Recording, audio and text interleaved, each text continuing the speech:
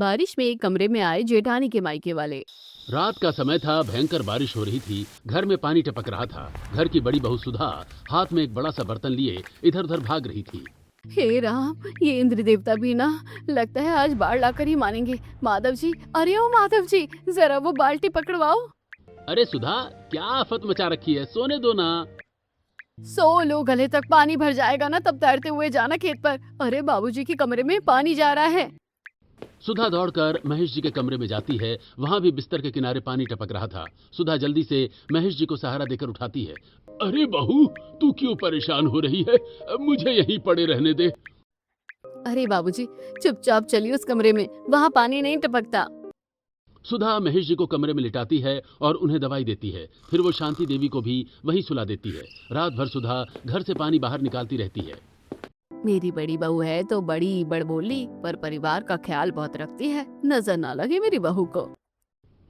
अगली सुबह बारिश रुक जाती है। सुधा घर के बाहर खड़ी हुई थी, तभी पड़ोस की 2 औरतें कमला और विमला वहां आ जाती हैं। अरे सुधा, रात को तो बहुत तेज पानी बरसा। हमने देखा था कि तू रात भर अपने घर से पानी बाहर निकाल रही थी। बहुत मेहनत करती है तू।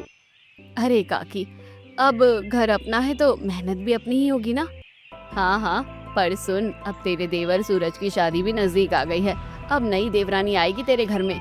अगर वो तेरे से ज्यादा सुंदर और समझदार निकली ना, तो शांति देवी उसी के गुण गाएगी। अरे काकी, आजकल की ये मोबाइली वाली लड़कियां हमारे जैसी थोड़ी है, सबकी सब कामचोर है। अरे हम तो पुराने चावल हैं, ये हमारी बराबरी नहीं कर सकती। दोनों पड़ोसन हैं वहां से चली जाती हैं। कुछ दिनों बाद सूरज की शादी हो गई थी। वो अपनी पत्नी आरती के साथ घर के बाहर खड़ा था। शांति देवी आरती का गृह प्रवेश करवा रही थी। वाह भाभी, कितनी सुंदर लग रही हैं, एकदम टीवी सीरियल वाली हीरोइन। सूरज भाई, अब तो तू सुधर जा, इतनी अच्छी किस्मत है तेरी। शांति देवी आरती का गृह प्रवेश करवा ही रही होती हैं, तभी कमला विमला वहां आ जाती हैं।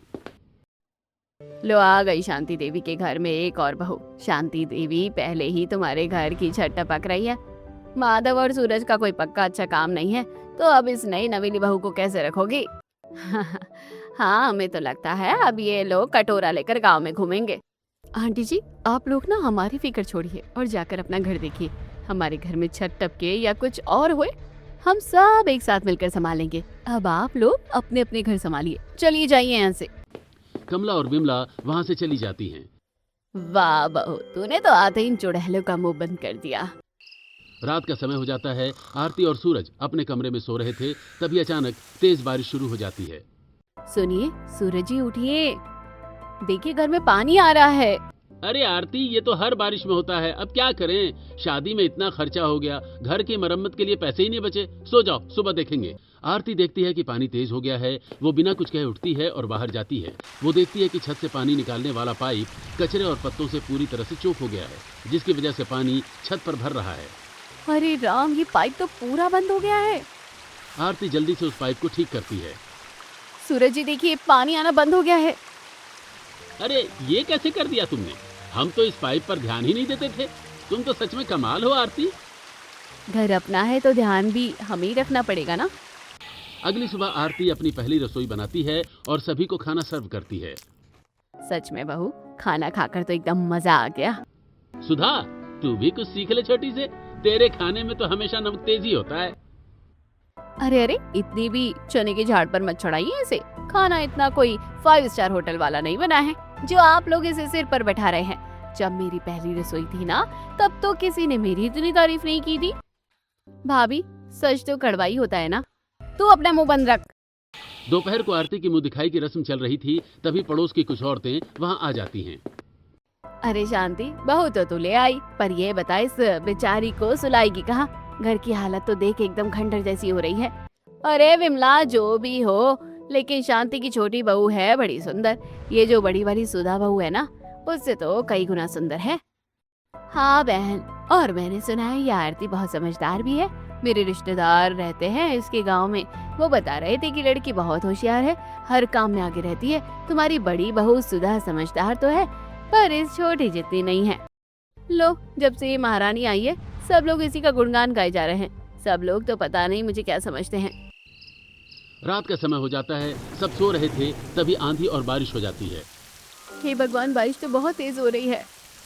आरती सबके कमरे देखती है, सबके कमरों में पानी आ रहा था, बस उसी के कमरे में पानी नहीं आ रहा था। सासू माँ, जेठानी जी जल्दी आइए। पूरा परिवार अपने कमरों से बाहर आता है। आप सब लोग जल्दी से मेरे कमरे में आइए, आप लोगों के कमरों में बहुत तेज पानी टपक रहा है, सब भीग जाओगे। पर बहू, तेरा कमरा तो बहुत छोटा है, हम सब कैसे? अरे आप आइए तो, आज रात आप सब भी यही मैनेज कर लीजिए। पूरा परिवार आरती के छोटे से कमरे में आ जाता है। कमरा पूरी तरह भर जाता था। आरती के लिए लेटने की कोई जगह नहीं बचती, वो बाहर आकर बैठ जाती है। बारिश तो बहुत तेज हो रही है, घर में पानी भी भर रहा है, अगर ऐसा ही चलता रहा तो बहुत परेशानी हो जाएगी। अगली सुबह आरती नाश्ता बनाने के लिए रसोई में जाती है। वो देखती है कि राशन के डिब्बे खाली हो गए हैं। फिर वो बाहर आती है, जहाँ सुधा, अंजलि और शांति देवी बैठी होती हैं। माँ जी, राशन का डिब्बा खाली हो गया है, सब कुछ खत्म हो गया है। अरे बहू, क्या बताऊं, हमारी किस्मत ही खराब है। तेरे ससुर जी उस कमरे में पड़े पड़े खांस रहे हैं, उनकी दवाई का खर्चा है, ऊपर से ये बारिश, काम धंधा भी ठप पड़ गया है। समझ नहीं आ रहा 2 वक्त की रोटी कैसे चलेगी। माँ जी, आप इतनी टेंशन मत लीजिए, मैं आ गई हूँ ना। अब जब तक मैं हूँ, इस घर में किसी को भूखा नहीं सोने दूंगी। मैं सब कुछ ठीक कर दूंगी, आप बिल्कुल फिक्र मत कीजिए। अरे वाह रे झांसी की रानी, बड़ी बड़ी बातें तो ऐसे कर रही है जैसे मायके से खजाना लाई हो। फिक्र क्यों ना करे, घर में आफत मची है, माधव जी की शहर वाली नौकरी छूट गई है, अब बेचारे गांव में मजदूरी कर रहे हैं। भाभी, आप हमेशा इतना नेगेटिव क्यों बोलती हो? तो चुप कर छोकरी, तुझे क्या पता गृहस्थी कैसे चलती है। घर की छत टपक रही है, पानी भर रहा है, और ये कल की आई छोकरी कह रही है सब संभालूंगी। जेठानी जी, बोलने से कुछ नहीं होता है, करने से होता है। आप बस देखते जाइए, मैं आपका और इस पूरे घर का कैसे ध्यान रखूंगी। आरती वहां से अपने कमरे में चली जाती है। 1-2 दिन बीत जाते हैं। सुबह का समय था। शांति देवी उदास बैठी हुई थी। हे राम, ये काले बादल तो मेरी जान पर बनाए हैं। लड़कों को काम नहीं मिल रहा, इनके इलाज का खर्चा अलग, अगर तेज बारिश हुई तो ये घर भी गिर जाएगा, फिर हम कहाँ जाएंगे, और नया खर्चा आया तो कैसे संभाल पाएंगे। तभी आरती वहां आती है। सासू माँ, आप ऐसे रोएंगी तो घर कैसे चलेगा। देखिए, अगर पैसों की दिक्कत है ना तो आप फिक्र मत कीजिए, मुझे ना बहुत अच्छी सिलाई करनी आती है, मैं अपने मायके में भी यही करती थी। बहू, तुझे सिलाई करना आता है? हाँ माँ जी, मेरे पास मेरे खुद के बचाए हुए कुछ पैसे हैं, मैं आज ही शहर जाकर एक अच्छी सी सिलाई मशीन ले आती हूँ, मैं अपने कमरे में ही अपना काम शुरू कर दूंगी। हाँ हाँ बहू, तू जो भी कर, बस कैसे भी करके 2 पैसे घर आए, घर की हालत सुधर जाए, तो मैं बस यही चाहती हूँ। आप बिल्कुल भी टेंशन मत लीजिए माँ जी, सब ठीक हो जाएगा। आरती सिलाई मशीन लाकर काम शुरू करती है। पहले दिन बहुत कम औरतें आती हैं, लेकिन उसका काम सबको पसंद आता है। अगले दिन और औरतें आने लगती हैं। धीरे धीरे पूरे गांव में उसकी की गई सिलाई की तारीफ फैल जाती है और उसके पास खूब काम आने लगता है। अरे वाह आरती, तूने तो सच में कमाल कर दिया। हाँ भाभी, आपके हाथ में तो जादू है, नजर ना लगे मेरी छोटी बहू को, साक्षात लक्ष्मी है ये। सुधा सुन रही है, अगर तुझे भी ये सिलाई बुनाई आता ना तो आज तू भी 4 पैसे कमा लाती, लेकिन तू तो एकदम गोबर है, तुझे तो बस दिन भर अपनी जुबान कैंची की तरह चलाना आता है। खुद सीख अपनी देवरानी से। हाँ हाँ, अब तो दिन भर इसी के भजन गाइए आप, 2-4 पैसे क्या कमाने लगी, सब इसी सिर पर चढ़ा रहे हैं। सुधा वहां से चली जाती है। अगले दिन आरती कुछ सिले हुए कपड़े लेकर गांव की एक औरत को देने जा रही थी। रास्ते में उसे कमला और विमला मिल जाती हैं। अरे विमला, देख गांव की नई टेलर आ रही है। हाँ भाई, अब ये आरती सिलाई करते करते ना अपने कच्चे घर को पक्का ताजमहल बनाएगी, और 100-150 रुपए कमाने से कोई अमीर थोड़ी बन जाता है। इन फालतू औरतों के मुंह लगना बेवकूफ़ी है, मुझे अपने काम पर ध्यान देना चाहिए। बारिश हो रही है, छत की मरम्मत करवानी और ससुर जी का इलाज भी। आरती घर आकर महेश जी के कमरे में जाती है। वो लेटे हुए खांस रहे थे। ससुर जी, ये लीजिए, मैं आपके लिए नई और अच्छी वाली दवाई लाई हूँ। अरे बहू, तू क्यों इन दवाइयों पर पैसे बर्बाद कर रही है? मुझे तो अब ऊपर वाले का ही बुलावा आने वाला है। ऐसी बातें मत कहिए बाबूजी, आप जरूर ठीक होंगे। अब मैं कमाने लगी हूँ, जल्दी ही पैसे जोड़कर आपका शहर के बड़े अस्पताल में इलाज करवाऊंगी। बाबूजी, लोग कहते हैं कि औरत कमजोर होती है, लेकिन जब वो ठान ले तो पूरे घर की जिम्मेदारी अकेले उठा सकती है। हाँ मेरी बच्ची, तू बहुत अच्छी है। मैं देख रहा हूँ तुम इस घर का कितना ख्याल रख रही है। अगले दिन शांति देवी आरती के पास आती हैं और उसे एक लिस्ट देती हैं। बहू, ये ले, ये बहुत जरूरी सामान की लिस्ट है, ये सब लाना है तुझे। आप फिक्र मत कीजिए माँ जी, मैं ले आऊंगी सब कुछ। तू कम पैसों में इतनी लंबी लिस्ट का सामान कैसे लाएगी, जरा बताना। आप ना बस देखते जाइए जेठानी जी, ये सारा सामान मैं कम पैसों में लाऊंगी, क्योंकि घर चलाना सिर्फ पैसों से नहीं, थोड़ी सी अकल और जुगाड़ से भी होता है। आरती ये कहकर वहाँ से चली जाती है। कुछ देर बाद आरती बाजार से लौटती है। उसने सारा सामान खरीद लिया था। अरे बहू, तू इतने कम पैसों में इतना सामान कैसे ले आई? हाँ हाँ, देखो तो जरा क्या लाई है, पक्का कचरा उठा लाई होगी। ये लो देखो माँ जी, ये लौकी कितनी बेकार लाई है। जेठानी जी, ये लौकी बेकार नहीं है, बस थोड़ी सी एक तरफ से दबी हुई है। मंडी वाले से फेंकने जा रहा था, मैंने आधे से कम दाम में ली है। अरे जो हिस्सा खराब है उसे मैं चाकू से काट कर फेंक दूंगी, बाकी की सब्जी तो एकदम ताजी है ना। शाम का समय हो जाता है। सुधा उदास बैठी हुई थी। हे राम, ये मेरे मायके वालों को क्या होगा? मम्मी का फोन आया था, बापू का अस्थमा फिर से बिगड़ गया है, और यहाँ मेरे पति देव हैं जो 10 दिन से मजदूरी पर नहीं गए हैं। घर में फूटी कौड़ी नहीं है, मैं जाऊँ तो जाऊँ कैसे मायके? आरती वहाँ आती है और सुधा को कुछ पैसे देती है। जेठानी जी, ये लीजिए। ये पैसे कहाँ से आए? ये मेरी सिलाई के कमाए हुए पैसे हैं, आप इन्हें रख लीजिए और कल सुबह ही बस पकड़कर अपने मायके हो आइए। आपके बाबूजी की तबीयत खराब है, उन्हें आपकी जरूरत होगी। आप आराम से वहाँ रहना और उनका ध्यान रखना। अच्छा जी, तो अब तू मुझ पर एहसान कर रही है, कल को पूरी गांव में ढिंडोरा पीटेगी कि देखो देखो मैंने अपनी जेठानी को मायके जाने के लिए भीख दी थी। जेठानी जी, मैं आपको अपनी बड़ी बहन समझकर दे रही हूँ, अब आप जाइए। सुधा पैसे लेकर वहाँ से चली जाती है। रात का समय हो जाता है। आरती अपने कमरे में अपना काम कर रही थी। वहीं घर के हॉल में पूरा परिवार बैठकर बातें कर रहा था।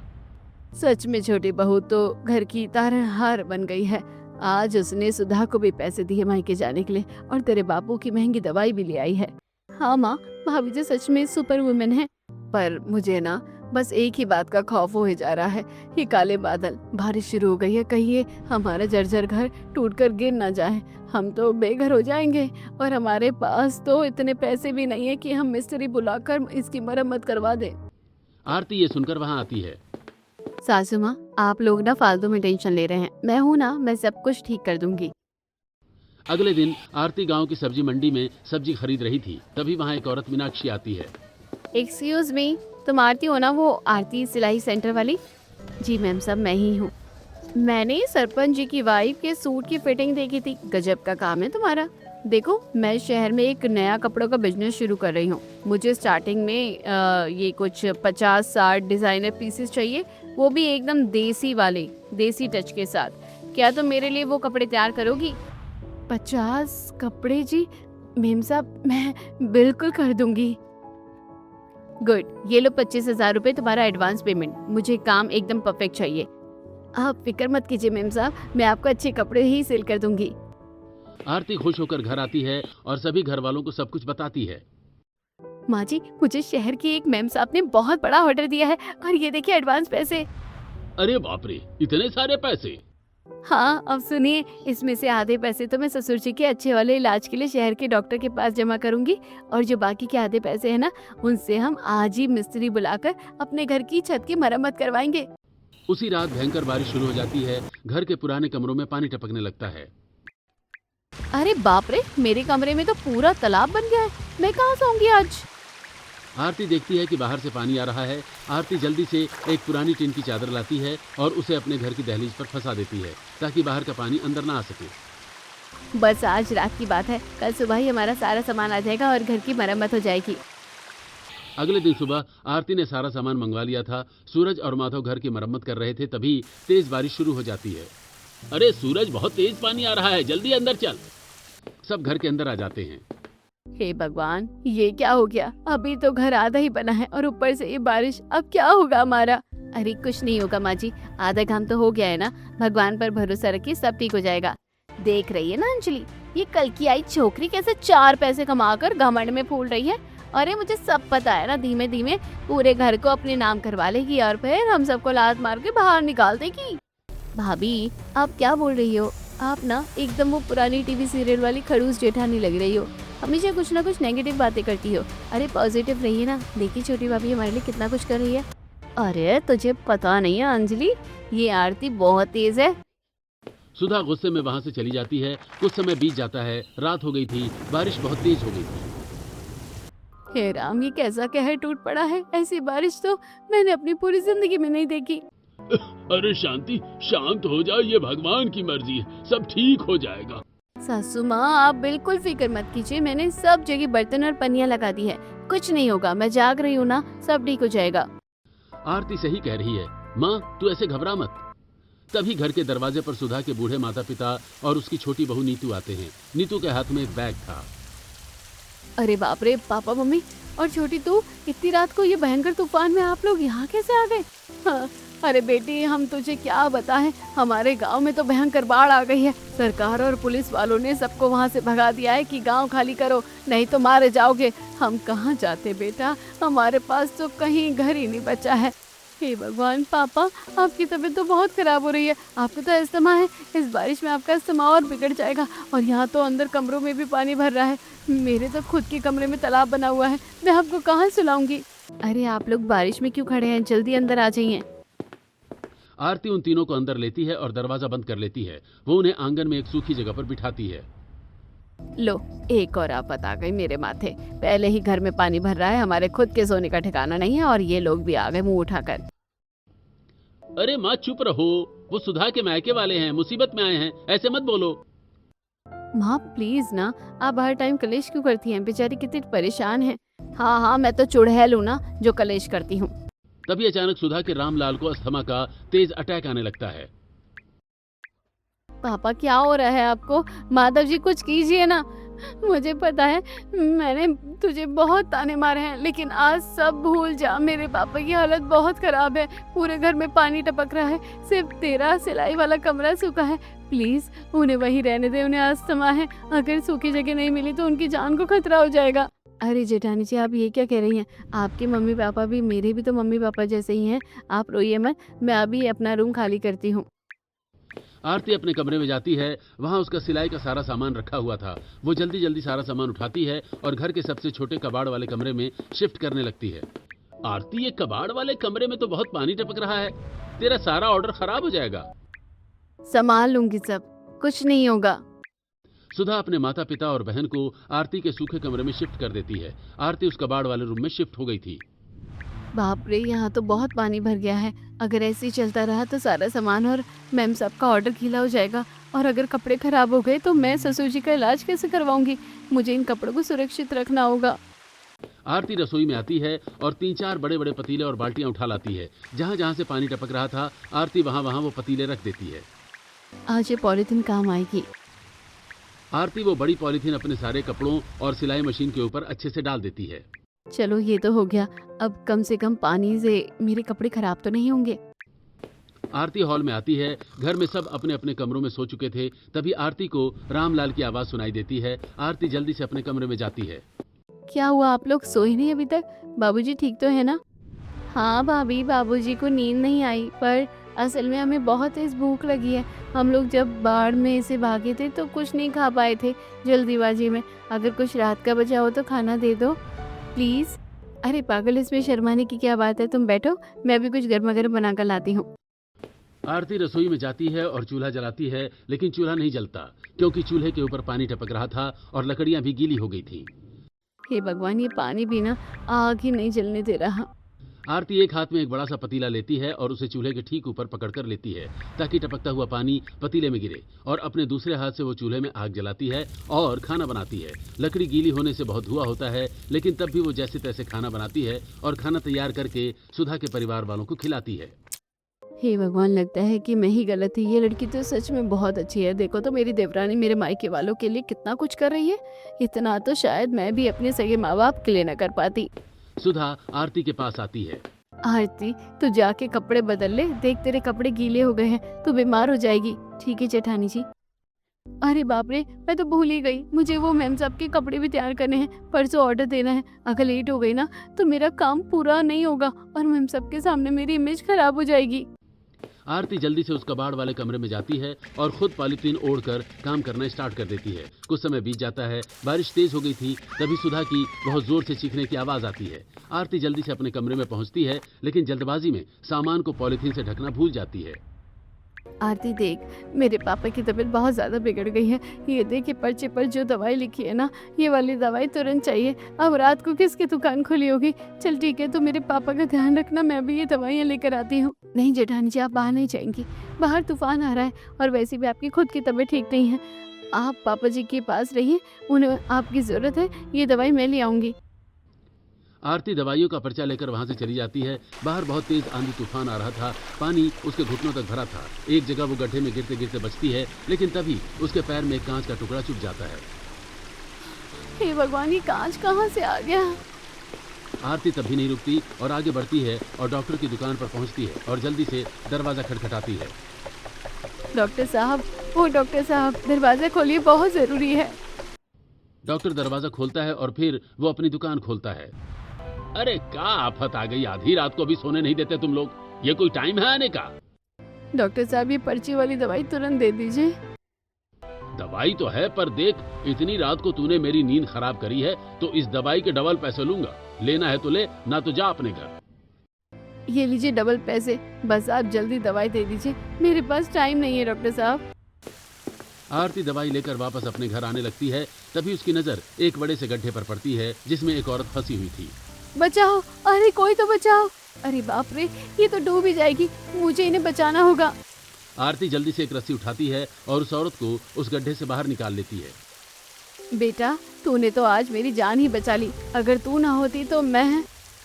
मेम साहब, आप ना बात मत कीजिए, अभी किसी ऊंची जगह पर जाइए, वहाँ पानी नहीं आएगा, जल्दी जाइए, बारिश और तेज हो रही है।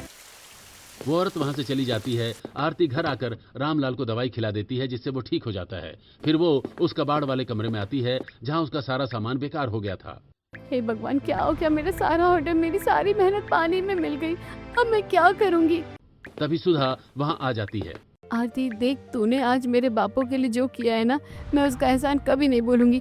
तूने उन्हें बचा लिया, लेकिन ये बता, तू ये सब सच में दिल से कर रही है ना, या फिर खाली महान बहू बनने का दिखावा कर रही है? जेठानी जी, मैं कोई दिखावा नहीं कर रही, ये सब मैं दिल से कर रही हूँ।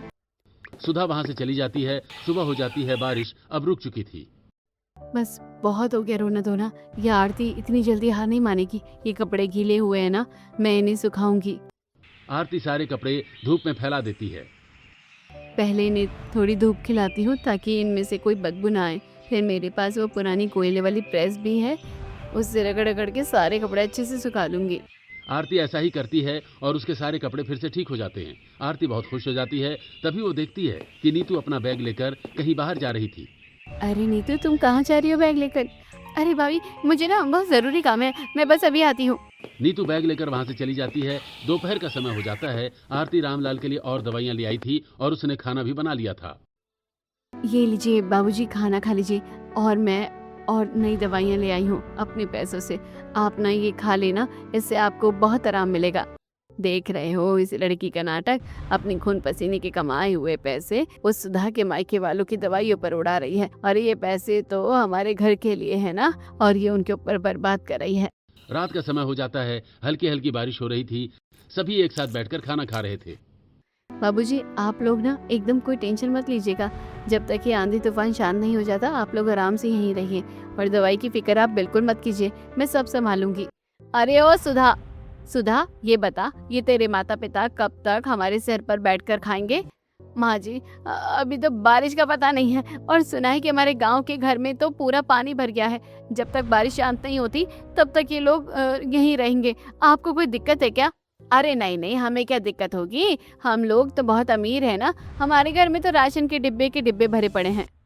ऐसे ही एक हफ्ता बीत जाता है। सुधा के माता पिता अभी तक गए नहीं थे। एक दिन शांति देवी रसोई में जाती हैं तो वो देखती हैं कि सभी राशन के डिब्बे खाली हो गए हैं। अरे ओ छोटी बहू, ये किचन में से राशन कहाँ उड़ गया? माँ जी, वो राशन खत्म हो गया है, पर आप फिक्र मत कीजिए, मैं जल्दी ही सारा राशन ले आऊंगी। अभी थोड़ा पैसों का प्रॉब्लम है, पर सब ठीक हो जाएगा। पैसों की प्रॉब्लम तो होगी ही ना, जब से ये मुफ्तखोरों की फौज हमारे घर में घुसी है तब से तंगी आई है। अब बहुत हो गया तेरा ये परोपकार का नाटक, अब मैं उन लोगों को घर में 1 मिनट भी टिकने नहीं दूंगी। सासू माँ प्लीज शांत हो जाइए, वो लोग सुन लेंगे तो उन्हें बहुत बुरा लगेगा। आज मैं किसी की नहीं सुनने वाली। शांति देवी हॉल में आती हैं जहां सब बैठे हुए थे। अरे ओ रामलाल जी, तुम लोगों को शर्म हया नाम की कोई चीज है या नहीं? अपनी बेटी के ससुराल में आकर डेरा डाल दिया है। अरे पूरे गांव में मेरी बेइज्जती हो रही है। माँ जी प्लीज ऐसे मत बोलिए, मेरे पापा पहले ही बीमार हैं। तू चुप कर। अरे तुम लोग ये बताओ कितना ठूसते हो। जब आए थे ना तुम लोग तब राशन के डिब्बे भरे हुए थे और अब सारा राशन एक हफ्ते में ही खत्म हो गया है। और ये मेरी छोटी बहू दिन भर मशीन चलाकर अपनी मेहनत के पैसे तुम लोगों की दवाई और खाने पर लुटा रही है, और वो पैसे इस घर की टपकती छत की मरम्मत के लिए थे। पता नहीं तुम लोगों ने उस पर कौन सा जादू टोना कर दिया है जो वो तुम पर इतनी मेहरबान हो गई है। माँ ये क्या तमाशा लगा रखा है, चुप हो जाओ। हाँ माँ, मेहमानों की ऐसी बेइज्जती कौन करता है? तुम दोनों मुझे मत सिखाओ, मैं इस घर की मालकिन हूँ। बस माँ जी बहुत हो गया, आप ये क्या बोल रही हैं? जेठानी जी के माता पिता मेरे माता पिता के समान हैं। आप ऐसे उनसे ऐसे बात नहीं कर सकती। ये घर मेरा भी है और ये लोग जब तक चाहें तब तक यहाँ रह सकते हैं। नहीं बेटी आरती, तेरी सास ठीक ही बोल रही है। हम सच में तुम लोगों पर बोझ बन गए हैं। बेटी तूने हमारे लिए बहुत कुछ किया है, अपनी छत दे दी, अपना काम बिगाड़ लिया, लेकिन अब और नहीं। रामलाल अपनी जेब से एक लिफाफा निकालते हैं। शांति जी, ये मेरी छोटी बेटी नीतू की पहली सैलरी का एडवांस पैसा है। शहर के सबसे बड़े अस्पताल में मेरी बेटी की पक्की सरकारी नौकरी लग गई है। जिस रात हम लोग उस भयंकर तूफान में तुम्हारे घर आए थे, नीतू के बैग में इसके सारे असली सर्टिफिकेट डिग्रियां थी। अगर उस रात ये आरती हमें अंदर न बुलाती तो ये बैग पूरा पानी से भीग जाता और सारे कागज बेकार हो जाते। फिर अगले दिन नीतू इंटरव्यू कैसे देने जाती? और सच बताऊं शांति जी, आज अगर मैं जिंदा भी खड़ा हूं ना तो आपकी छोटी बहू की वजह से।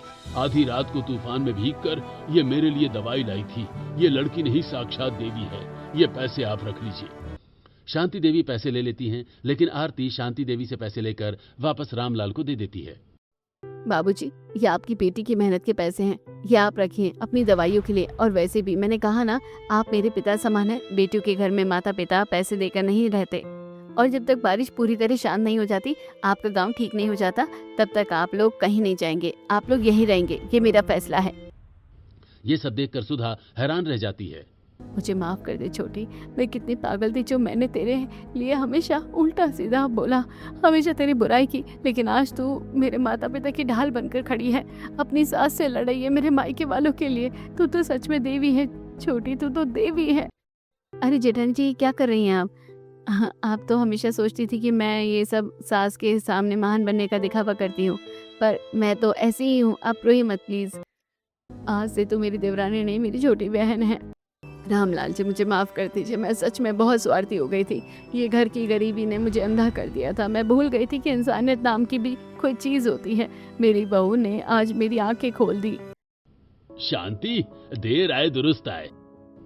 जब घर की औरतें एक हो जाए ना तो कोई भी तूफान घर की नींव नहीं हिला सकती। यस, अब सब ठीक होगा। ऐसे ही कुछ दिन बीत जाते हैं। आरती घर के बाहर उदास बैठी हुई थी। सब कुछ ठीक तो हो गया, लेकिन अब मुझे बहुत कुछ करना है। ससुर जी का इलाज भी करवाना है और जेठानी जी के पिताजी की तबीयत पूरी तरह से ठीक भी नहीं हुई है। मेरे सिलाई का काम भी इतना अच्छा नहीं चल रहा है, क्या करूँ कुछ समझ नहीं आ रहा। तभी वहां एक औरत आती है जिसकी जान आरती ने उस रात बचाई थी। सच में मैंने तुम्हें बहुत ढूंढा और अब जाकर तुम मिली हो।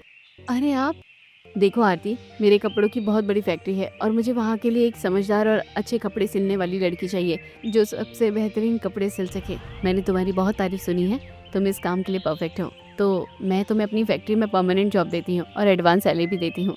बहन साहब आप फिक्र मत कीजिए, मैं एकदम बेहतरीन कपड़े तैयार करके आपको दूंगी। मैं बहुत मेहनत से काम करूँगी।